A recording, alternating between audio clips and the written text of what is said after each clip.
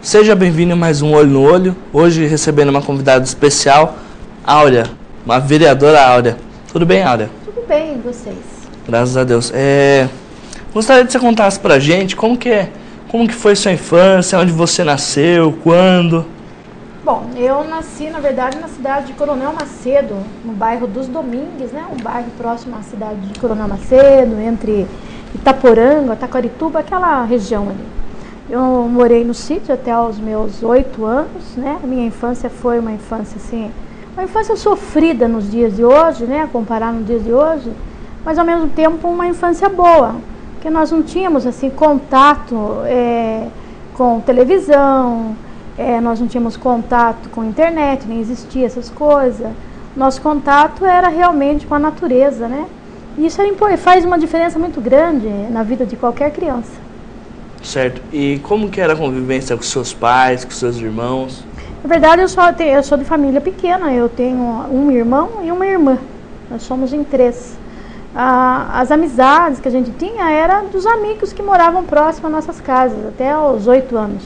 Depois dos 8 anos, a gente foi morar na cidade de Coronel Macedo, né? Uma cidadinha pequenininha também, mas foi tudo muito bom. Eu acredito assim que as brincadeiras de criança eram diferentes de agora, né? Era na época que a gente brincava de queimada, né? Brincava de casinha. As brincadeiras assim, muito infantil mesmo. E essa fase da minha vida foi muito importante para mim. Como que era seu relacionamento com seu pai e com sua mãe? Então, a minha mãe, na verdade, foi uma mãe espetacular, uma pessoa do sítio, né? Meu pai também foi trabalhador rural e nós tínhamos uma convivência boa.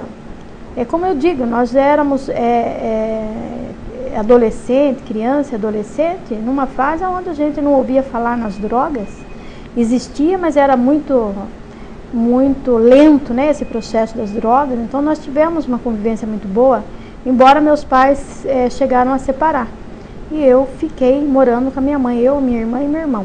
Essa fase foi uma fase difícil, porque a separação de um casal atinge os filhos de uma maneira que a gente não estava esperando aquilo lá, né? Mas conseguimos superar tudo isso daí. Na época a gente ficou um tanto magoado, né? Porque a gente não entendia o porquê de uma separação. E hoje a gente vê que tudo valeu a pena. Qual que é a melhor lembrança que você tem assim do período de infância? As brincadeiras no sítio, né? Quando eu ia na escola, por exemplo, tem uma fase que eu ia para a escola e eu tinha que passar por um local onde tinha vários gados, né? Vacas ali, boi. E um dia eu voltei para casa, eu voltei de medo de atravessar essa vacaiada aí que estava no caminho. E levei uma surra da minha mãe. Né? Cheguei em casa, além do medo, ainda levei uma surra da minha mãe, porque a minha mãe era exigente quanto a não faltar na escola. Então marcou muito para mim. Cada vez que eu passo entre os animais, assim, eu lembro dessa passagem, que eu tinha medo de atravessar o local por causa dos gados que tinha no local. E assim, uma experiência que não foi tão boa na sua infância? Eu acho que a separação do local onde você vive, né? Eu morava num sítio e de repente você coloca toda a sua mudança, né? Uma estralhaiada velha que a gente tinha no sítio, e nós fomos morar na cidade. E eu levei um choque. Embora a cidade seja minúscula, mas eu levei um choque de convivência com as outras crianças. Então eu era acostumada de um jeito e de repente eu fui parar numa cidade que era costumes diferentes. A gente leva um choque, de qualquer maneira a gente leva um choque. Da cidade para o sítio, qual que foi a reação e o que mais estranhou? Olha, para você ter uma ideia, a gente era tão caipira que a gente não vinha para a cidade muito tempo, muitas vezes, né? Então, para você ter uma ideia, eu fui conhecer chicletes, eu tinha 7 anos. Sorvete, né? Não tínhamos geladeira, não tinha nada dessas coisas que tem hoje. E o meu pai ia buscar sorvete na cidade, e ele colocava dentro de uma vasilha e colocava pó de serra junto, para chegar o sorvete em condições de uso lá no sítio. E aí um dia ele veio na cidade buscar esse sorvete. Quando chegou, a gente foi abrir a vasilha, estava só a água do sorvete com a pó de serra, né? Então essas coisas a gente fica pensando, né? Puxa, como evoluiu esse tempo todo. Hoje qualquer criança tem uma facilidade muito grande na comunicação, sabe mexer com computador, sabe mexer com tudo. E nós éramos muito infantil, nós éramos muito caipira mesmo. Como que era a rotina assim, sem televisão, sem os recursos de hoje em dia? As brincadeiras eram brincadeira de uma criança para outra, isso eu acho que era importante. Porque você convivia com as pessoas, hoje você convive com as máquinas, né? Eu vejo uma diferença muito grande das crianças de hoje com a minha época, né? Onde nós tínhamos, a gente interagia com outras crianças. E hoje não, hoje as crianças eles têm uma integração muito grande com as máquinas, né? Eu acho que essa é a mudança. E hoje em dia, como que é o contato com você e com seus irmãos? Nós hoje estamos tudo grande, né? Minha irmã já é casada, eu também, meu irmão também. O contato hoje é normal, um contato bom de relacionamento de família mesmo. E às vezes vocês se reúnem para estar contando as histórias e lembrando do passado? Todo final de semana nós estamos juntos, né? E a gente mora próximo um do outro, então todo final de semana a gente está em contato. E para você, como que foi perder seu pai e sua mãe? O meu pai eu já não convivia com ele, né? Que já eram separados, na verdade. Ele morava na cidade de Itaberá e a minha mãe ficou aqui conosco. É um processo dolorido, acho que para qualquer ser humano, quando você perde uma pessoa que você gosta muito, que você, né, tem uma relação muito forte. Mas eu consigo superar a morte porque eu acho que as pessoas não morrem, elas renascem. E eu acredito muito nisso. Tem uma lembrança muito forte da sua mãe? Eu tenho. Minha mãe era uma pessoa muito carinhosa. Minha mãe era o tipo de mulher assim que acordava de manhã para fazer café, fazia o bolinho de chuva, essas coisas a gente nunca esquece, né? São momentos assim que, às vezes naquele momento você não dá uma importância tão grande, mas depois que você perde, você fica imaginando esses detalhes, né? Que faz uma diferença muito grande na vida de qualquer ser humano. Que época que foi? Essa época foi uma época assim de 1994, 95, né? E a minha mãe morreu muito cedo. Minha mãe morreu, ela tinha 62 anos, né? Certo. E para os seus irmãos, como foi receber essa notícia? Foi triste também, né? Porque a gente é uma família pequena, a gente só tem 3 pessoas, na verdade, eu, minha irmã e meu irmão. Então qualquer pessoa leva um choque, né? Um sistema nervoso ataca, é complicado. Faz muito complicado. E chegando na adolescência, como que eram os namorados, as brincadeiras?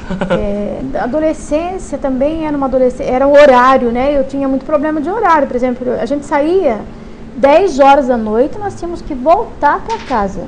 Se não chegasse 10 horas, a gente apanhava mesmo, né? Os pais nossos eram rígidos em horário. E hoje eu vejo, né? Minha filha, por exemplo, ela sai a qualquer horário, né?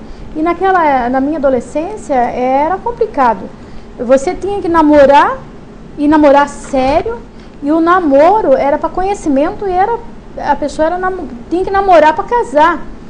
E os adolescentes são rebeldes. Eu sempre tive uma vida independente, eu nunca imaginei assim, namorar uma pessoa para casar amanhã. E os pais não, os pais queriam que a gente namorasse para casamento. Mas eu namorei bastante, tive vários namorados, acho que para mim foi importante. Eu fiz a minha história do meu jeito. Como que foi o primeiro namorado? Meu namorado é como todo adolescente, na escola, nada, é uma coisa sem consequência. Nem sei se isso é namorado, né? Uma coisa sem consequência. E depois é que você vai se relacionando melhor, vai vendo o que você quer da vida. Certo. E passando essa fase, como que foi conhecer seu marido? Como que foi essa união? Eu já passei por 3 relacionamentos, né? É união estável que eu digo, né? O pai da minha filha, eu só tenho uma filha. O pai da minha filha, ele tem um relacionamento bom comigo, embora a gente se separou. A Amanda, a minha filha, já tinha uns 12 anos, né? E achamos melhor se separar, porque uma convivência tumultuada, onde existe muitos ciúmes, não existe cumplicidade, é melhor você separar. E aí eu tive um outro relacionamento que também não deu certo, e eu estou no meu 3º relacionamento. Eu espero que agora seja para sempre, né? Chega, né? Passando, cada fase é um conhecimento, é uma... Eu acredito assim, que Deus prepara as pessoas e você conhece as pessoas e você aprende bastante com as pessoas. Cada um tem uma missão, e, inclusive em relacionamentos. Eu tive a oportunidade de me relacionar com o pai da minha filha, aprendi bastante, ele aprendeu bastante comigo.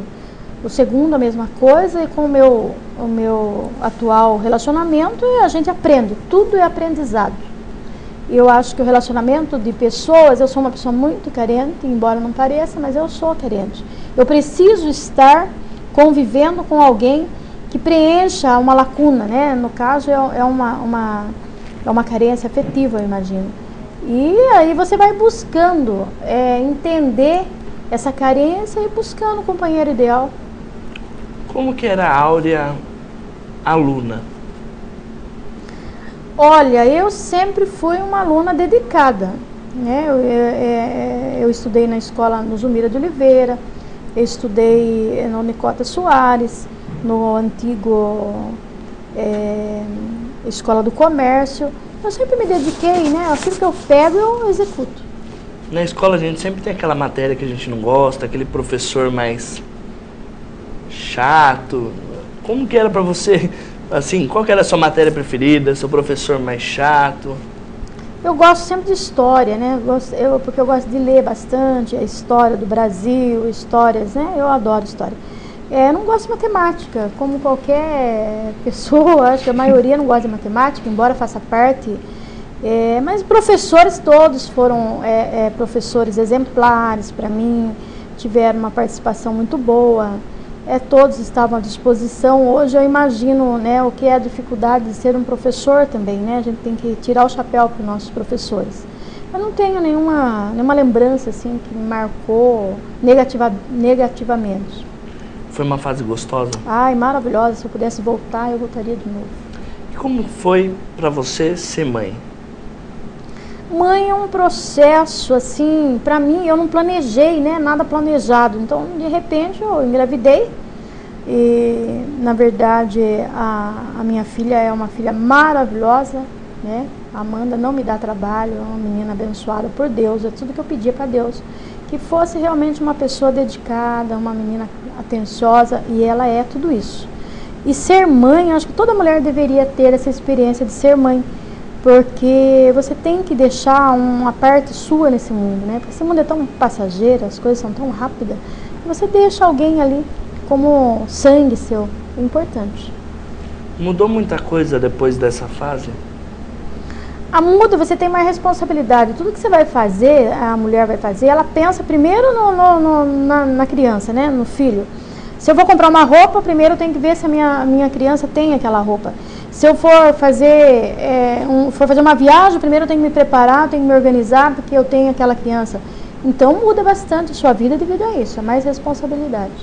E assim, como que a sua educação com a sua filha? É uma educação mais rígida, que nem seus pais, ou pela situação de hoje em dia, uma educação mais liberal? Como que... Não, eu sempre fui uma mãe enérgica, eu exigi muito da Amanda horário, né?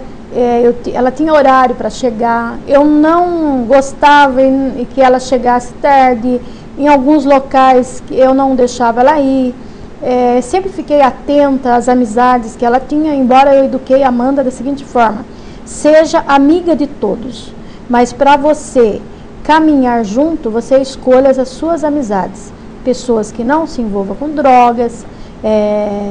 Inclusive, ela é uma menina da igreja, né? Ela começou a ir na igreja presbiteriana. Então, ela tem uma noção do que é certo e do que é errado. Mas eu sempre fui uma mãe muito severa nessa parte.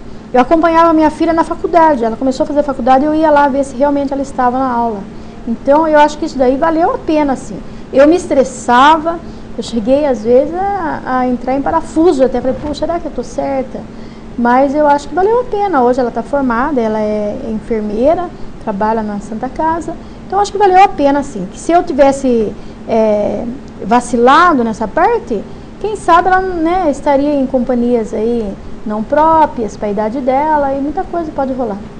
E como que foi acompanhar cada fase? A fase das primeiras palavras, a fase de começar a andar, os estudos?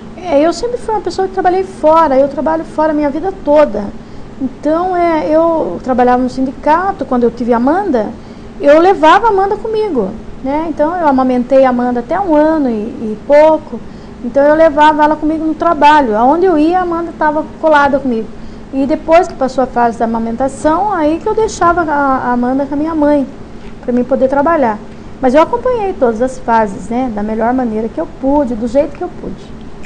Hoje ela é enfermeira? Hoje ela é enfermeira. E para você, como que foi ter o primeiro emprego? E é uma história complicada, filho, porque na verdade a gente é de uma família muito pobre, né?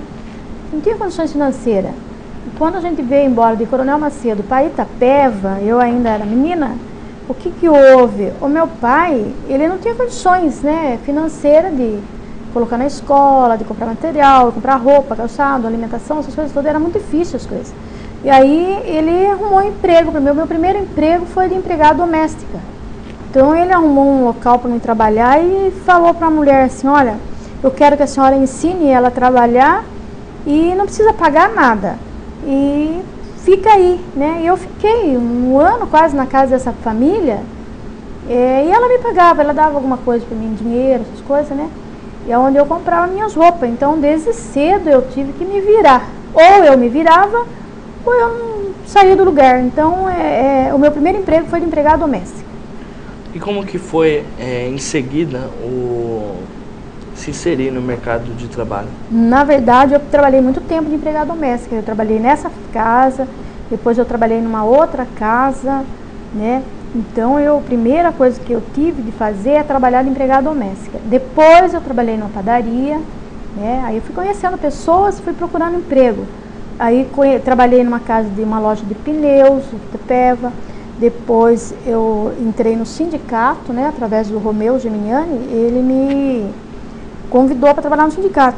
Trabalhei na prefeitura, né, fui funcionária da prefeitura, emprestada para trabalhar na Câmara Municipal de Itapeva, ganhava salário mínimo. Então as coisas para mim não vieram assim de mão beijada, foram muito sacrificadas. E como é seu relacionamento com seus amigos? Aqui você pode dizer que tem aquele amigo mais próximo, aquela amiga que você sente falta e conversa? Eu tenho vários amigos, as pessoas que se aproximam de mim, eu acredito que sejam meus amigos, né? Mas tem aquela pessoa que você precisa conversar todo dia, precisa dar um alô. O Kiko, por exemplo, é uma pessoa que eu me relaciono muito bem, que eu, né, quando eu estou assim, meia precisando desabafar, eu chego, ligo pro Kiko, Kiko, tá acontecendo isso, o que você acha? Eu sempre peço opinião, né?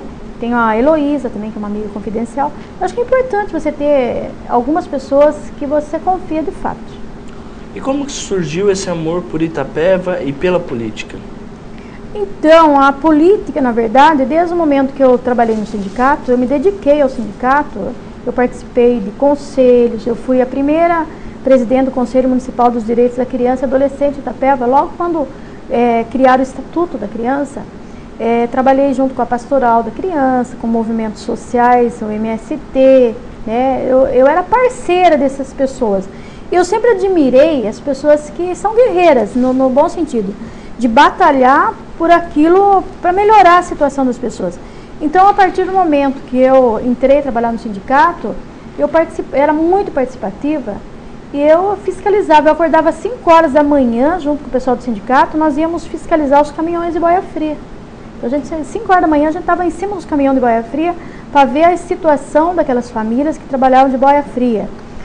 Entramos em fazendas, tipo corte de madeira, por exemplo, onde a gente viu o trabalho análogo de escravo, nos trabalhos de resina.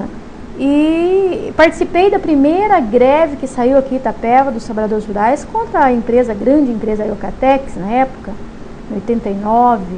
A gente parou a Eucatex.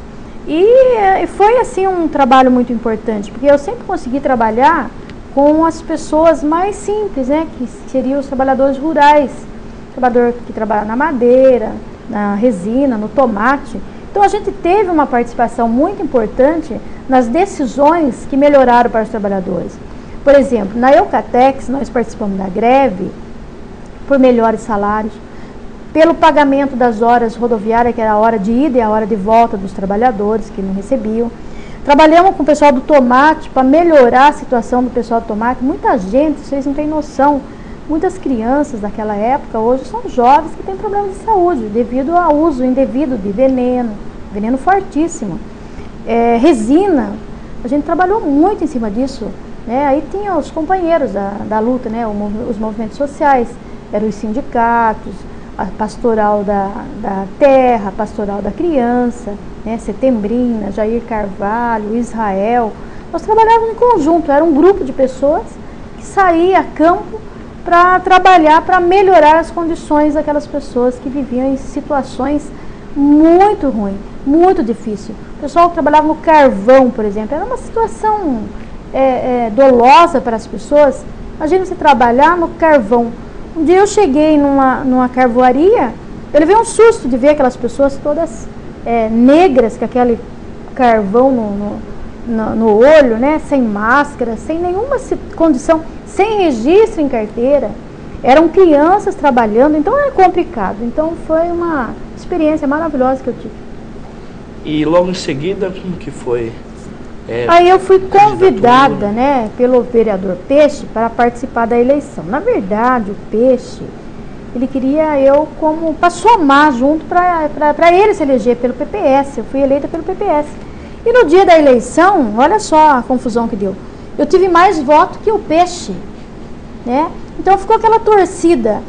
Mas vai entrar a Áurea e não vai entrar o Peixe, virou aquela torcida pessoal.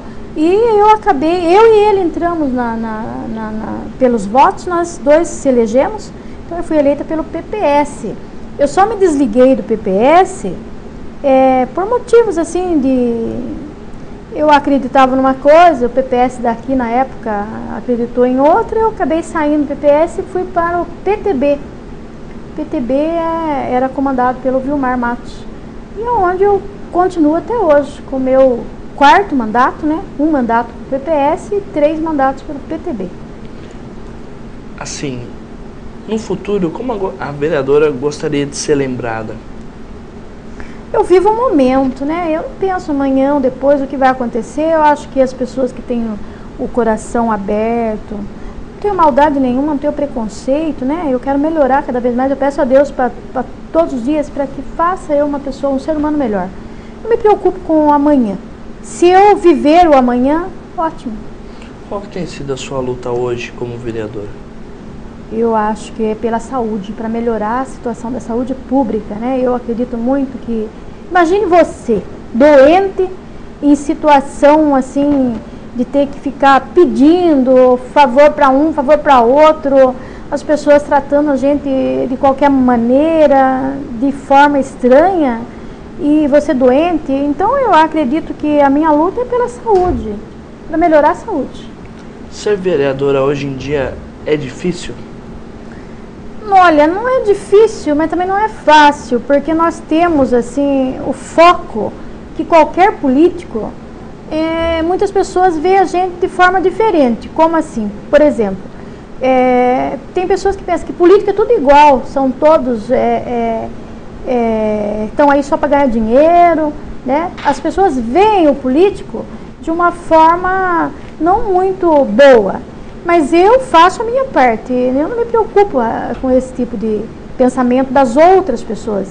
Eu preocupo comigo, como eu estou trabalhando, eu me dedico à política, faço política 24 horas. Então, ser político não é fácil, mas não é difícil. Ser político já vem no sangue? Tem que ter vocação? Não, eu acho que é missão, né? Porque tem tanta gente que quer ser...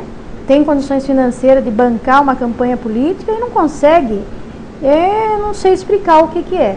Eu acredito que o político, para você se eleger não é tão difícil, mas para você se manter na política é mais difícil. O meu é o 4º mandato. Então é uma prova de fogo. Todo ano, cada 4 anos, você coloca o seu trabalho para apreciação da população. Acho que é aí que é o difícil. Se você for um político de um mandato só, quer dizer, aí o povo não gostou do seu trabalho. Agora, para você continuar na política há muito tempo, aí é difícil. Hoje, de 10 vereadores, uma só mulher. Foi difícil a aceitação ou teve algum preconceito por uma mulher estar assumindo um cargo? Eu sou defensora das mulheres, né? Eu acho que toda mulherada que está me ouvindo aí, me vendo, Entre na política, faça a sua parte, faça a sua diferença, porque a gente tem mais tempo para se dedicar. Nós temos sensibilidade aflorada, isso já é da própria mulher, e não existe assim um preconceito muito forte contra a mulher, tanto que a Dilma hoje está aí de presidente da República. Então nós estamos engatinhando para fazer parte da política partidária do nosso país. E com a eleição da Dilma, eu acho que vai abrir portas e mais portas para as mulheres, né? E eu estou aqui. Vereadora, foi um prazer tê-la aqui no nosso estúdio. Muito obrigado, né, por estar contando a sua vida para os internautas. E o microfone está à disposição para estar finalizando. Eu agradeço a Deus, né, por mais esse dia de vida. Eu acho que é importante você agradecer todos os dias de você estar viva e você estar bem. Eu agradeço ao Jornal Itanews, a você, a toda a equipe, ao meu grande amigo mesmo, Kiko Carli, a família do Kiko, né, ao meu companheiro, a Amanda, minha filha, que eu amo de paixão, e a todas as pessoas que acreditaram em mim, né, votando em mim, que acreditam em mim, e que continue fazendo parte, né, de uma situação política partidária, que no meu caso, e que Deus nos abençoe com bastante força espiritual. Certo. Essa foi a vida da vereadora Áurea. Até a próxima.